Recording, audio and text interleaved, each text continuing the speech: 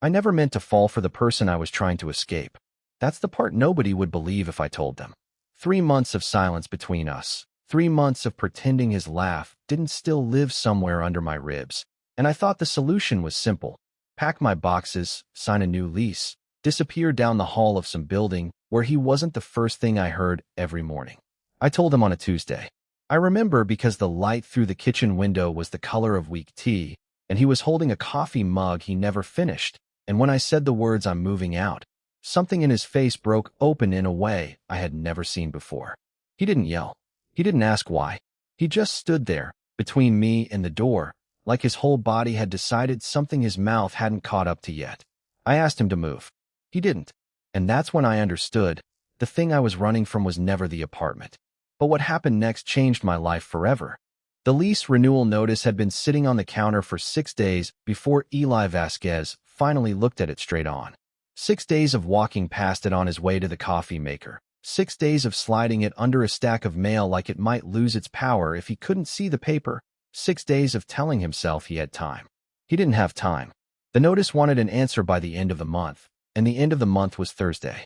Eli was 26, a structural engineer 3 years into his first real job, the kind of person who color-coded his spreadsheets for fun and always double-checked a bridge's math twice. He liked things solved. He liked knowing where he stood. And for the first time and longer than he wanted to admit, he had absolutely no idea where he stood. Not with his job, not with his future, and especially not with the man currently humming off-key in the shower down the hall. Marcus Reyes had moved in 14 months ago as a stranger, a friend of a friend with a duffel bag and an easy grin, needing a place fast after a bad breakup he never fully explained. He'd been meant to stay 6 months, tops, long enough to get back on his feet. He was still here. And somewhere in those 14 months, Eli had stopped counting the days until Marcus left and started dreading them instead. That was the problem. That was the whole, humiliating problem. Marcus was 28, a high school art teacher with paint permanently ghosted into the creases of his knuckles, the kind of person who left the radio on so the apartment never felt too quiet, who remembered which mug Eli liked without being told, who had a laugh that filled a room like it was daring the walls to hold it in. He was warm in a way Eli didn't know how to be.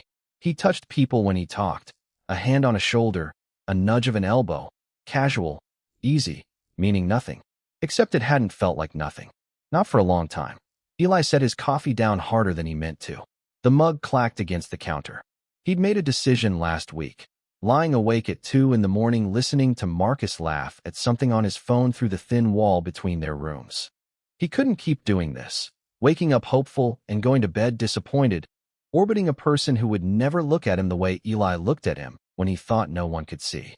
So he'd found a new place, a studio 9 blocks north, small and plain and blessedly empty of anyone whose laugh could undo him. He'd already put down the deposit. He just hadn't told Marcus yet.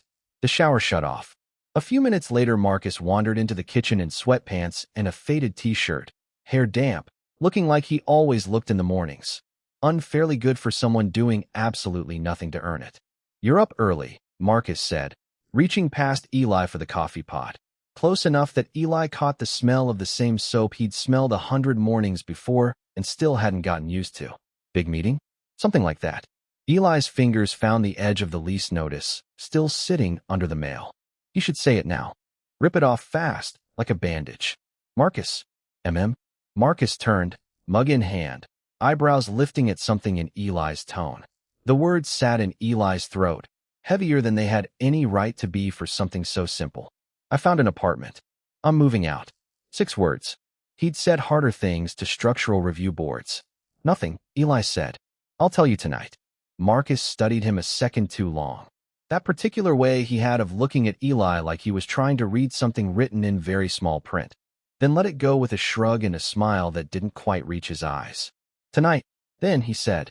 "I'm making dinner. Don't be late." Eli nodded, grabbed his bag, and left before his resolve could dissolve entirely. He didn't know yet that dinner would break something open that neither of them would be able to close again. Dinner was pasta, the good kind Marcus only made when he was trying to soften something, which meant Marcus knew. Not the specifics, just that something was coming. He'd set 2 places at the small table by the window, candles unlit but present, The radio turned low to some jazz station neither of them could name a single song from. It was the kind of care that Marcus put into everything, the kind Eli had learned to recognize as simply who he was, not a signal, not an invitation. Just Marcus. Okay, Marcus said, twirling pasta he wasn't eating. You've been weird all day? Weirder than usual. What's going on? Eli had rehearsed this in the elevator, in the stairwell, in the 60 seconds he'd stood outside the door before making himself go in. None of the rehearsed versions came out. I found a new place, he said instead. A studio. 9 blocks up. I signed the deposit last week.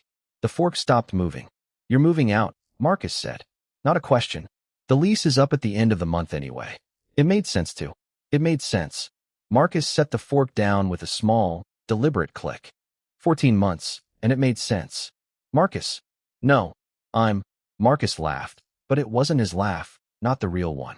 It was thin and short and gone almost before it started. I'm asking a genuine question. Why now? Did I do something? You didn't do anything. Then what? Because from where I'm sitting, we're fine. We're good. I thought we were good. He looked up, and there was something raw in his face that Eli had never seen directed at him before. Not anger, something closer to fear. Did I miss something? Yes, Eli wanted to say. You missed 3 months of me trying to unlove you across the hallway. You missed every time I left the room before I could say something I couldn't take back. It's not about you, Eli said instead, which was the worst kind of lie, because it was about nothing else. I need my own space. I need to figure some things out. Figure what out? Marcus stood now, restless in the way he got when something wouldn't sit still in him. Talk to me. Whatever it is, we can fix it. We always figure stuff out. Not this. The words came out sharper than Eli meant, and he watched them land, watched Marcus go quiet in a way that was somehow louder than shouting. Okay, Marcus said finally low. Okay, when are you leaving? End of the month. Marcus nodded slowly, like he was absorbing a diagnosis. Then, without another word, he walked to the front door and stood there, arms crossed, back against the frame, blocking the only way out of the apartment. Marcus, what are you doing? I don't know, Marcus admitted, and there was something almost startled in his own voice, like he was as surprised by his body as Eli was. I'm not ready for this conversation to be over. So I'm not letting you leave the room until you tell me the real reason. You can't just. Watch me. They stood there, 6 feet of kitchen tile between them, both of them breathing like they'd run somewhere. This is insane, Eli said. Probably, Marcus agreed. He didn't move. And Eli, furious, cornered, and something else he wouldn't name, opened his mouth to demand Marcus step aside, and instead heard himself say the truest thing he'd said in 14 months. Because every single day I wake up in this apartment hoping today's the day I stop wanting you, and it never is. That's why I'm leaving. Now move. Silence dropped over the kitchen like a dropped plate, sudden and total. Marcus didn't move. He didn't say anything at all. The silence went on long enough that Eli started to believe he might actually die inside it. Marcus's face had gone through several things in quick succession. Shock, something that looked almost like relief, and then a kind of stillness Eli didn't have a name for. His arms had come uncrossed. His back was no longer quite so solid against the door. Say something, Eli said, because the quiet had become unbearable. I'm trying to, Marcus said. His voice had lost its earlier edge. I need you to say that again. Slower. I'm not repeating that. Eli. No. Eli pressed the heels of his hands against his eyes. Forget I said it. I'm tired. I'm angry that you're blocking a door like we're in some movie, and things came out that shouldn't have. Can you please move? I've been dating the wrong people for a year, Marcus said instead, like Eli hadn't spoken at all. Did you know that? Kara, then that guy from the gym, then Priya. You met all of them. I remember. Eli remembered every single one, remembered smiling politely at brunch while something in his chest quietly closed like a fist. You know what they all had in common? Every single one of them. I kept comparing to something. Someone. I didn't let myself think about who, because it felt. Marcus exhaled, long and unsteady. It felt like something I wasn't allowed to want. Eli's heart was doing something violent against his ribs. What are you saying? I'm saying I've spent a year telling myself the reason nothing worked with anyone was bad luck. And I think. Marcus finally looked up, and his eyes were doing something Eli had never let himself really look at before, because looking felt dangerous, felt like admitting things he couldn't unadmit. I think it was never bad luck. Marcus, if you're saying this because you feel sorry for me, I'm not sorry for you. God, Eli, will you let me finish a sentence? A short laugh escaped him, disbelieving. I'm saying I think I've wanted you living down the hall from me for a long time, and I didn't have I don't know, the permission, the word for it. I haven't ever wanted a man before you. And that's terrifying, and I don't have this figured out, and I don't know what I'm doing, but I know I don't want you moving 9 blocks away, so I can pretend none of this happened. The words hit Eli somewhere he wasn't braced for. You've never. No, Marcus said. You'd be the first. That's a lot to just announce in a kitchen. I'm aware. Marcus's hand came up, dragged through his damp hair, an old nervous habit Eli knew like his own reflection. I'm figuring it out in real time, if that wasn't obvious. Eli should have felt something clean and simple, relief, maybe, or joy. Instead, what rose in him was suspicion, sharp and immediate, an old defense mechanism with deep roots. This can't be that easy, he said. You don't get to stand in a doorway and say something like that and have it just fix everything. What happens in a month, when you've had time to think and you realize you don't actually want this, you just didn't want to lose a roommate? Something shifted in Marcus's face. Hurt, quickly covered. You think that's what this is? I think you should be sure, Eli said, quieter now, before you say something like that to me. Because I don't think I can hear it twice. Marcus didn't answer right away, and in the space where he didn't, Eli became aware of how much history was sitting in that kitchen with them. Every dinner, every 2 a.m. Conversation about nothing. Every time Marcus had shown up outside Eli's office with coffee on a hard day without being asked. You know what today is? Marcus said finally. Tuesday. It's the day I found out you were leaving because of me, and instead of feeling relieved that this whole thing could just quietly disappear when you moved out, I felt like the floor dropped out from under me. Marcus took a step closer, careful, like he was approaching something that might startle. I've had 14 months to not want this, Eli. I've had every opportunity to date someone and mean it, to move on, to not notice the way you laugh at your own jokes before you finish telling them. I didn't take any of those opportunities. Doesn't that tell you something? It tells me you're comfortable. That's different from wanting. Then let me be uncomfortable, Marcus said. Let me prove it. How? Marcus considered this, something working behind his eyes. Don't sign the new lease, he said. Not yet. Give this a month. 1 month, here, both of us actually trying, actually talking, actually seeing what this is instead of guessing at it in silence for a year like a couple of idiots. If at the end of it, you still want to go, I'll help you carry the boxes myself. And if it doesn't work, if you decide you can't do this, then we'll have ruined roommateship instead of just quietly starving something that might have mattered. Marcus's mouth twitched, almost a smile. I'd rather ruin it trying than lose it being careful.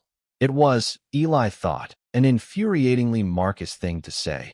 Reckless and sincere in exactly the proportions that had gotten under Eli's skin in the first place.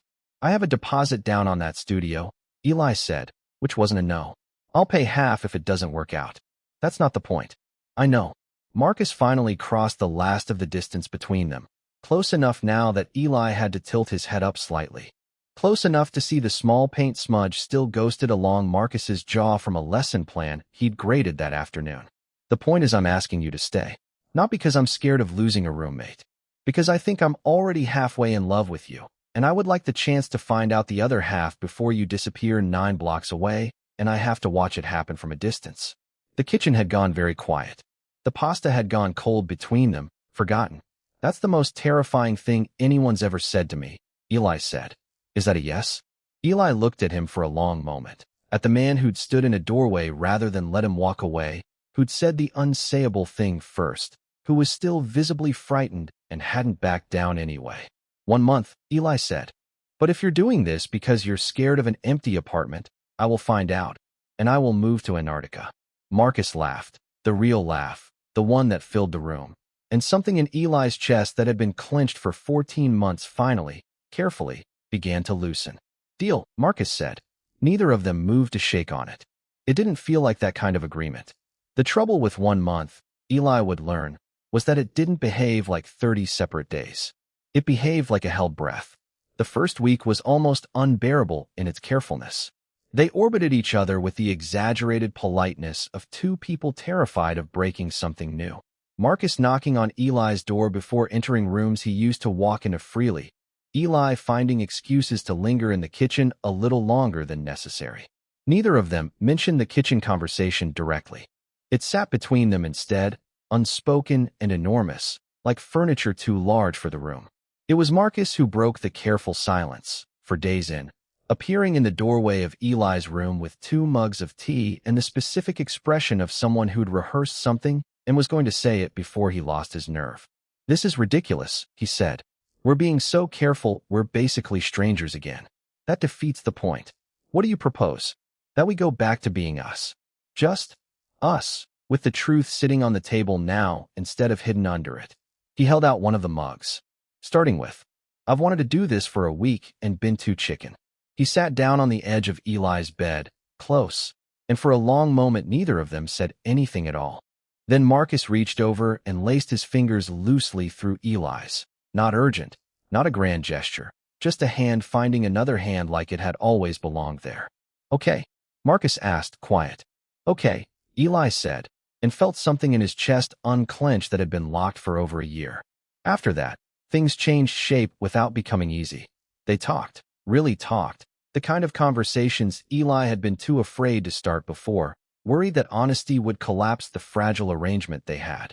Marcus admitted things haltingly, that he'd broken up with Priya 3 months ago not because of anything she'd done, but because he'd caught himself, mid-date, wondering what Eli was doing at home, and had been so ashamed of the thought he'd ended things within the week rather than sit with what it meant. "That's not fair to her," Eli said. "I know. I've apologized. She said she'd suspected for a while. Said I used to talk about you like you were the punchline of every good story I had." Marcus looked embarrassed and pleased and uncertain all at once. Apparently that's a tell. They started doing small things they'd always done, except now with the electricity of acknowledged feeling underneath. Movie nights that ended with Marcus's head against Eli's shoulder instead of the careful foot of space they used to maintain. Grocery trips that took twice as long because neither of them minded lingering. Marcus started painting again in earnest, something he'd let slip in the last year. And one evening Eli found a half-finished canvas propped against the living room wall. The view from their kitchen window, the weak tea morning light, rendered in careful, deliberate strokes. "You don't have to look at that yet," Marcus said, appearing behind him, sounding oddly nervous for someone whose entire profession revolved around art. "Why not?" "Because it's not just the window. I don't know. It's what I think about when I think about here. About this being home." He rubbed the back of his neck. "It's a lot, I know." "It's not a lot," Eli said, throat tight. "It's the nicest thing anyone's shown me in years."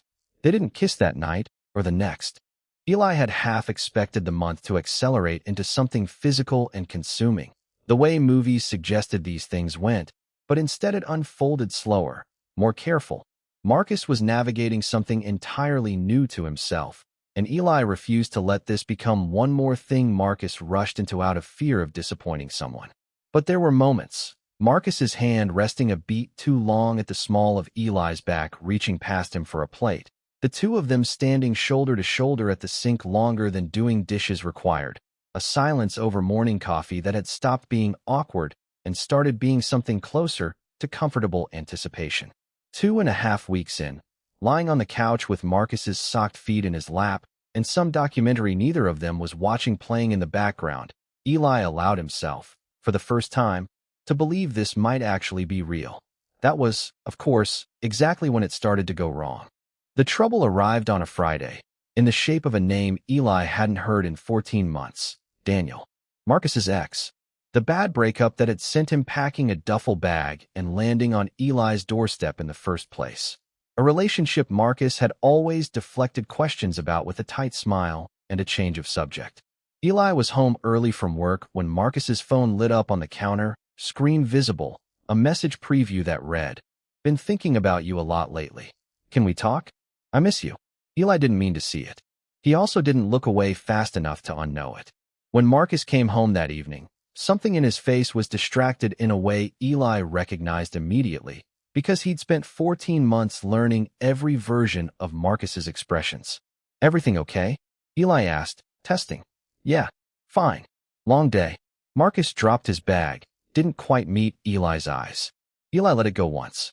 He let it go twice, over the following days, watching Marcus's phone buzz more frequently, watching him step into the hallway to take calls he used to take in the living room without a second thought. By the fourth day, the silence had curdled into something Eli couldn't ignore. "Who's texting you?" Eli finally asked. Over dinner, neither of them was really eating. Marcus's fork paused. "Nobody important." "Marcus." A long exhale. "Daniel's been reaching out. He wants to meet up. Talk things through, apparently." "And what do you want?" "I don't know," Marcus admitted, and the honesty of it was somehow worse than a lie would have been. "We were together 3 years, Eli. That doesn't just disappear because it ended badly. Some part of me still, I don't know what I feel about it. I thought I did, and now I don't."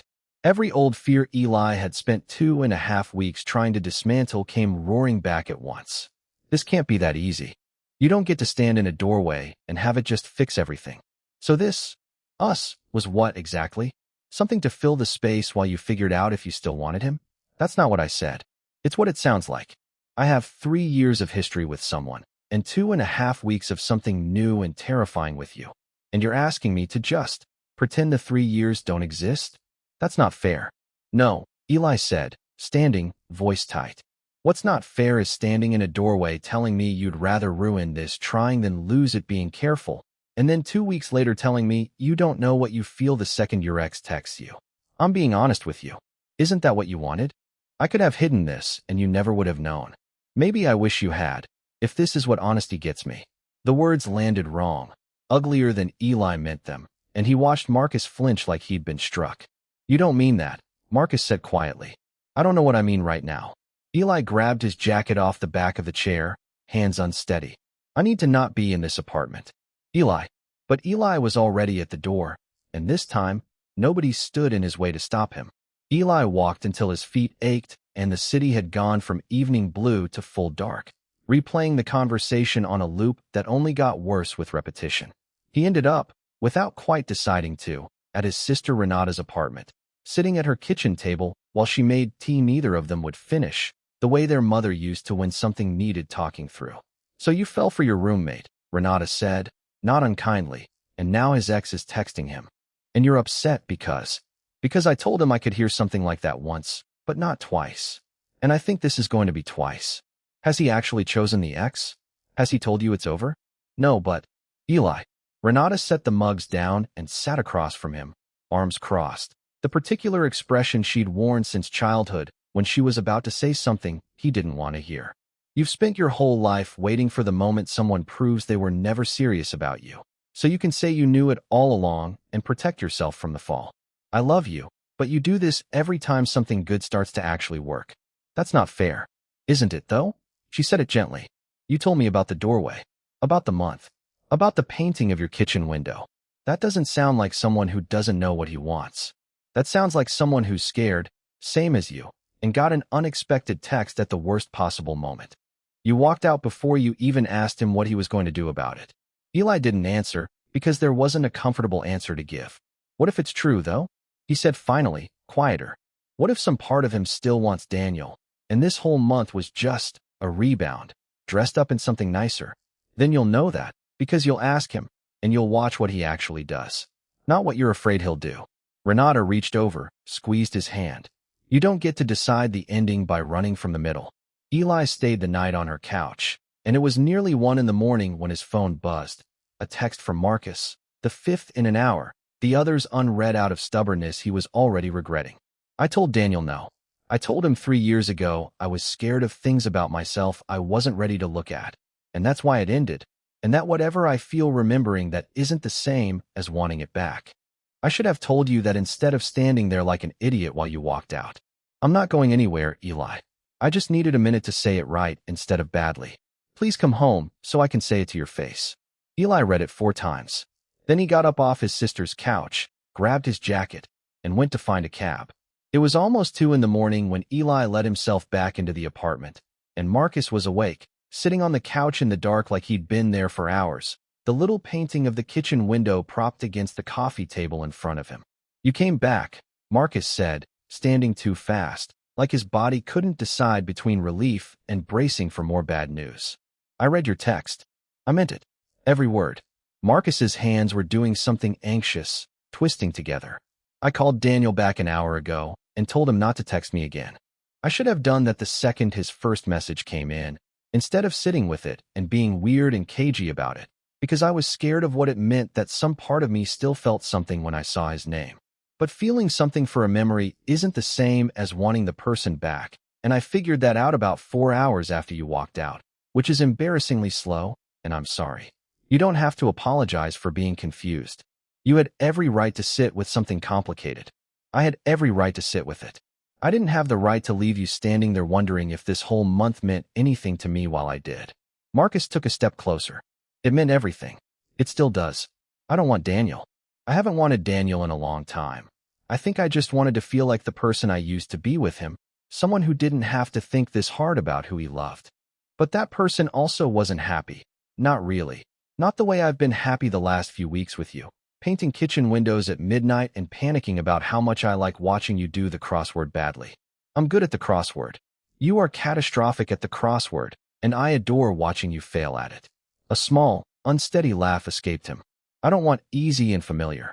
I want this, the terrifying, new, unfamiliar thing that scares me every single day, because it's real in a way easy never was. Eli felt something in his chest give way completely.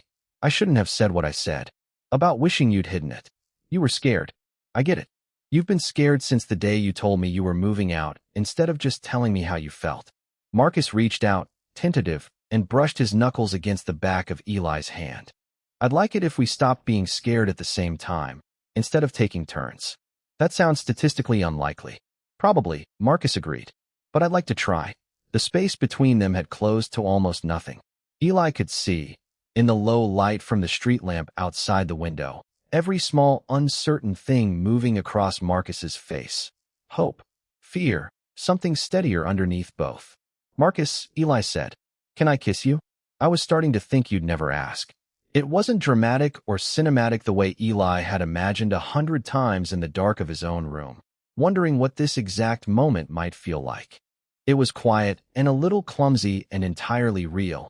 Marcus's hand coming up to rest against Eli's jaw like he was memorizing the shape of it. Eli's breath catching in a way he couldn't have faked if he tried. When they broke apart, Marcus was smiling in a way Eli had never seen on him before.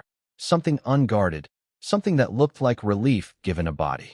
"Okay," Marcus said, a little breathless. "That settles that particular argument I've been having with myself for a year." "Which argument?" "Whether I was imagining all of this." He tucked a strand of hair back from Eli's forehead, unnecessary and tender anyway. "I wasn't." The weeks that followed had a different texture than anything before. Not the careful walking on eggshells of the first days after the doorway conversation. Not the anxious waiting of the month itself, but something steadier, something that felt less like holding a breath and more like finally being allowed to exhale. They told people slowly, deliberately, the way you'd introduce a fragile thing to weather. Renata already knew, and cried a little when she met Marcus properly for dinner, admitting she'd been rooting for this since the first time Eli mentioned his new roommate's ridiculous laugh months before either of them had said anything true out loud. Marcus's mother took it in stride with a warmth that surprised him, saying only that she'd wondered, the last time he brought Daniel home, why he never talked about him the way he talked about his roommate. Like Eli was the good news of every day, not just an anecdote. There were hard conversations, too, ones that didn't resolve as neatly as a kitchen confession. Marcus wrestled, some nights, with what it meant to reconsider a part of himself he'd never questioned before. Not shame, exactly, but the disorientation of a life that had suddenly widened into shapes he hadn't planned for. Eli learned to sit with that without taking it personally, without hearing hesitation as rejection every time it surfaced, the way his instincts still sometimes wanted him to. "I keep waiting for you to decide this was a phase," Eli admitted one night. Weeks in, the two of them tangled together on the couch with the painting of the kitchen window now framed and hung by the actual window it depicted. "I know that's not fair to you. I'm working on it." "I know you are." Marcus pressed a kiss to his temple. "For what it's worth, I don't think I'm going to wake up one day and decide I imagined wanting you. I've tried the alternative version of my life, the one where I don't examine any of this too closely and just keep dating people who fit some idea I had of myself. It was fine. It was never this." His hand found Eli's, laced their fingers together with the same unhurried certainty as that first evening with the tea. This is the first thing that's ever felt like it wasn't a rehearsal for something else. There was a night, near the end of that first real month together, when Eli finally admitted the thing he'd never said out loud to anyone, not even Renata. The reason he'd been so certain, from the very beginning, that this would fall apart. My last relationship, he started, and Marcus went still, listening in the particular way he had of making a person feel like the only thing worth paying attention to in the room. He told me he loved me for 2 years, and the day I finally believed him enough to introduce him to my parents, he left. Said he'd been unsure the whole time and just hadn't known how to say it. I spent a long time after that assuming anyone who said the big things early was just delaying the same ending. I'm not delaying anything, Marcus said.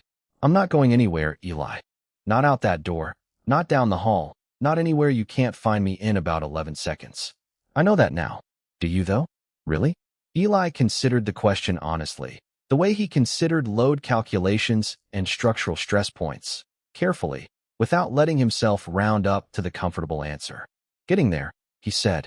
Every day, a little more. That's good enough for me, Marcus said. We'll get there together. 6 months later, the lease renewal notice sat on the counter again. The same spot, the same stack of mail, an entirely different feeling in the room around it. This time neither of them avoided it for 6 days. This time they sat down together on a Sunday morning with coffee and the actual form, and Marcus reached for the pen before Eli even had to ask. Both our names, Marcus said. This time properly, not just because splitting rent was convenient. That studio deposit was non-refundable, you know, Eli said. You still owe me half. I told you I'd pay half if it didn't work out. Marcus grinned, signing his name with a flourish entirely too dramatic for a lease renewal. It worked out spectacularly. I'm not paying a cent. That's not how the deal worked. Sue me. He slid the pen across the table. Your turn. Eli looked at the paper for a long moment, at the apartment that had once felt like the thing he needed to escape, and had somehow become, through nothing more dramatic than a doorway and an honest sentence, the place that finally felt like it fit. He thought about the version of himself 6 months ago, standing in this same kitchen with a studio deposit already paid and a suitcase of reasons why leaving made more sense than staying. That version of him had been so certain that protecting himself meant walking away before anyone else could. He hadn't understood yet that the bravest thing he'd ever do wasn't leaving quietly. It was staying and saying the true thing out loud and finding out that someone was willing to stand in the doorway rather than let him go. He signed his name beneath Marcus's. There, Marcus said, satisfied, setting the pen down and reaching for Eli's hand across the table. Exactly the way he had that first afternoon with 2 mugs of tea and a truth he'd been too scared to say a week earlier. Officially, legally, on paper stuck with me. Officially stuck with you, Eli agreed. God help me. Outside the kitchen window, the morning light had turned the particular color of weak tea again, the same light from the day everything had nearly ended before it properly began. Marcus's painting hung framed beside the glass now, the 2 views nearly identical. Except one held a version of Eli standing in it, small and unfinished at the edge of the canvas, added sometime in the last few months without either of them quite mentioning when. You added me, Eli said, noticing it now for maybe the 100th time and still catching his breath a little at it. I couldn't paint the window honestly without you in it anymore, Marcus said simply. Didn't feel true otherwise. Eli thought about the title he'd have given all of this, if he'd ever had to explain it to someone else. Not the leaving, not the almost losing, but the staying, the doorway, the decision to be brave instead of careful. He thought it was, in the end, a simpler story than he'd expected to live. He had tried to walk away from the person he loved, and love had stood in the doorway and asked him to stay. He had, and he never once regretted it again.